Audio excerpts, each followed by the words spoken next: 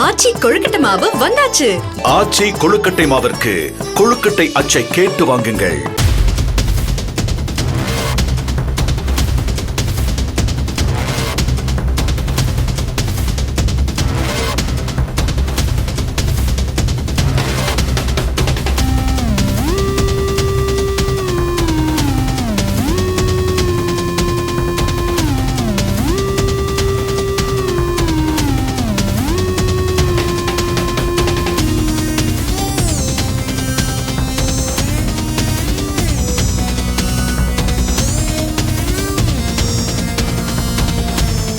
சென்னையை அடுத்த திருமுல்லை வாயிலில் நகைக்கடை ஒன்றில் நடந்த கொள்ளை சம்பவம் தொடர்பாக போலீசார் துப்பு துலக்கிய போது கடை உரிமையாளரே கொள்ளையை அரங்கேற்றியது தெரியவந்துள்ளது.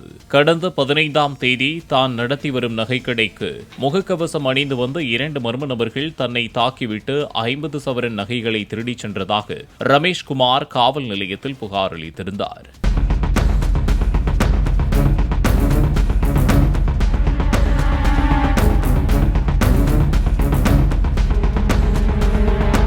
சிசிடிவி காட்சிகள் அடிப்படையில் திருட்டில் ஈடுபட்ட ஹரிசத் குமாரையும் சுரேந்தர் சிங்கையும் ராஜஸ்தானில் வைத்து போலீசார் கைது செய்தனர். அவர்களிடம் விசாரித்தபோது கடை உரிமையாளர் ரமேஷ்குமார் கடனில் சிக்கியதால் அவர்களை வைத்து இந்த கொள்ளை நாடகத்தை அரங்கேற்றியதும் இதற்காக போலி நகைகளை பயன்படுத்தியதும் தெரியவந்தது.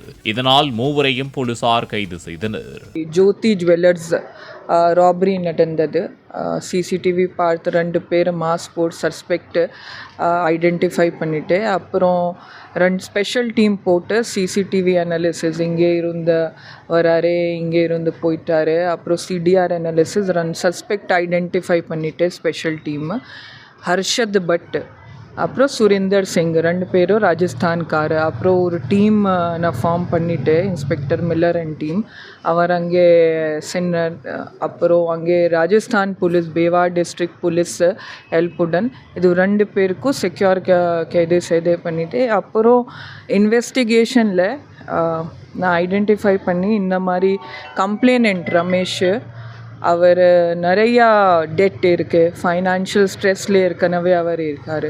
அந்த மாதிரி ஃப்ரெண்ட்ஸுடன் பிளான் பண்ணி he has executed under stress and plotted to display it as a robbery to escape from the financial stress and debt.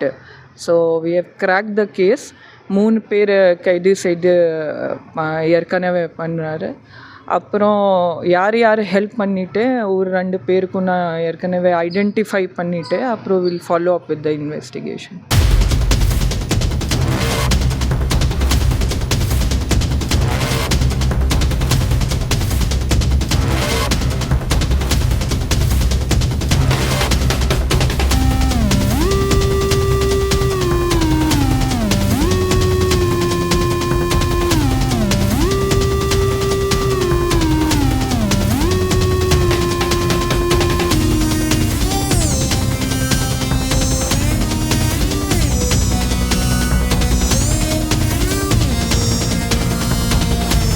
ஆச்சி கொழுக்கட்டை மாவு வந்தாச்சு.